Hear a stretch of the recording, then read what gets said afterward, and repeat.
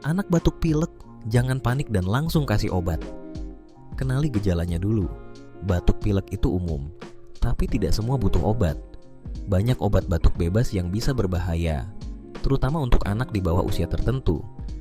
Dosis yang salah bisa picu efek samping serius, seperti jantung berdebar atau anak jadi lebih rewel.